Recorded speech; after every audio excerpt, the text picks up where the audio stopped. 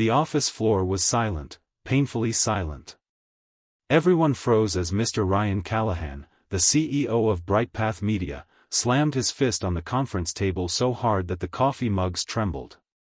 "Do you people call this work?" he shouted, his voice cutting through the tension like a blade. "You're all lucky I even pay you. Useless bunch." The young intern, Maya, blinked hard to stop her tears. She'd worked all night editing a client video, only for Ryan to call it garbage. He threw her report into the trash bin without even glancing at it. "You want success," he sneered. "Then stop acting like broke amateurs and start thinking like me." Everyone stared down, afraid to breathe. Ryan walked across the room with that arrogant smile, the kind that made people's blood boil. His designer suit, $5,000 watch, and smug confidence screamed superiority. He believed he was untouchable, the king of digital marketing in Toronto. But that morning, something cracked. His senior manager, Daniel, quietly muttered, "Sir, maybe if you listen to the team." Ryan snapped, "Excuse me? Are you trying to tell me how to run my company?" He fired Daniel on the spot. No warning. No severance. Just humiliation in front of everyone. The room fell into a heavy silence as Daniel slowly packed his things. Ryan's words echoed. "People like you are replaceable. I can hire someone better by tomorrow." But the truth? Daniel had built that company from the ground up. He'd been the one managing clients, fixing crises, and keeping employees loyal, while Ryan took all the credit. That was the day everything started to crumble. By afternoon, word spread across the office, 3 more employees had quit. Maya too walked out with tears streaming down her face, saying, "You'll regret this someday, Mr. Callahan." Ryan just smirked. "Good riddance. I don't need emotional people. I need results." He didn't know, he'd just lost his best team. Days later, the cracks widened. Clients began calling non-stop. Deadlines were missed. A major advertising partner in Vancouver cancelled their contract. But Ryan? He blamed everyone except himself. He barked orders, worked his new interns like robots, and boasted on social media about running a tight ship. Behind the scenes, the company was sinking fast. His pride wouldn't let him admit it. He walked around the office like a movie villain, expensive cologne, loud voice, fake confidence. "We're still the best digital marketing agency in Canada," he'd say. But one evening, as he sat alone in his glass office, he saw the truth on his computer screen: his company's revenue had dropped by 45% in 1 month. The investors wanted a meeting. He had no idea what was coming. The next morning, Ryan walked into the boardroom to meet the investors, confident, smiling, and pretending everything was under control. But then came the blow. "Ryan," said Mr. Bennett, the lead investor, "we've received several complaints about your behavior. Employees are leaving, clients are unhappy, and the company image is suffering. We're considering removing you as CEO." Ryan's face went pale. "You can't do that. This is my company." Mr. Bennett looked coldly at him. "No, Ryan. It's our company. And right now, it's falling apart because of you." He stormed out, furious, but the truth hit him like a train when he reached his office. Empty desks. No chatter. No laughter. The once busy workplace was now a ghost town. His employees, the same ones he'd called replaceable, had all left. Even the janitor handed in his badge. That night, Ryan sat alone in the dark office, staring at the city lights of Toronto through the glass wall. For the first time, he felt something he'd never felt before: fear. Without his team, he was nothing. And soon, he'd have no company. Then his phone buzzed, an email from an old client. "Ryan, we're switching agencies. Daniel's new firm just offered us better service." Ryan froze. "Daniel? The same man he fired and humiliated?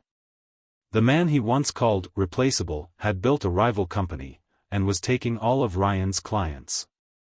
Ryan's jaw tightened. He whispered, "No, this can't be happening." But deep down, he knew, it was only the beginning of his downfall. End of chapter 1, to be continued. Pushpin. If you're still watching, don't forget to subscribe to Stories Mike for more shocking stories about power, pride, and poetic justice. Comment your city below. Let's see where my viewers from Canada are tuning in from. Canada Fire. Ryan Callahan barely slept that night.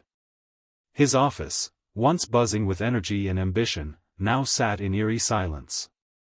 The air felt heavy, the computers dark, the walls cold. For the first time, Ryan could hear the faint hum of the air conditioner. It was a sound he'd never noticed before, because there were always people around, laughing, typing, creating. Now, it was just him. The so-called genius boss of Brightpath Media, surrounded by empty chairs and unpaid bills. The next morning, he called an emergency meeting. Only 3 people showed up, 2 interns and 1 accountant. "Where's everyone else?" Ryan asked, trying to sound calm. The accountant sighed. "They all left, sir. Most joined Daniel's new agency, Phoenix Creative. He's already picked up 3 of your biggest clients, Toronto Tech, Maple Life Insurance, and True North Coffee." Ryan froze. 3 of my biggest clients? He felt the blood drain from his face. Those contracts had paid for his luxury condo in downtown Toronto, his BMW, and his lavish vacations. Now they were gone, just like that. He picked up his phone and dialed Daniel. "Daniel," he said sharply, "let's talk. I think we can work something out." Daniel's voice was calm, almost polite. "Ryan, I'm busy. Maybe next week." "Daniel, listen," Ryan said quickly, his tone softening. "I made mistakes, okay? But we can rebuild. I'll double your salary if you come back." There was silence. Then Daniel said, "It's not about the money, Ryan. It's about respect. Something you never gave anyone." The call ended. Ryan slammed his phone down and buried his face in his hands. For the first time in his life, the untouchable boss felt powerless. A week later, things got worse. An article went viral on LinkedIn. "Toxic boss loses company to former employees, karma hits hard." The headline trended across Canada. Everyone in the industry was talking. His investors pulled out. The board voted to remove him as CEO. And just like that, the empire he'd built on arrogance collapsed overnight. With nowhere else to turn, Ryan swallowed his pride and applied for jobs, the same kind of jobs he used to mock. Interview after interview, he was rejected. Word about his temper had spread. No one wanted him. One hiring manager even told him, "Sorry, Mr. Callahan. We're looking for leaders who value their people. That's not your reputation." Ryan walked out of that office and sat in his car for hours, staring blankly at the steering wheel. His once proud hands were trembling. He whispered, "How did it come to this?" Then, one cold morning, his phone buzzed again, an unknown number. He hesitated, then picked up. "Hello?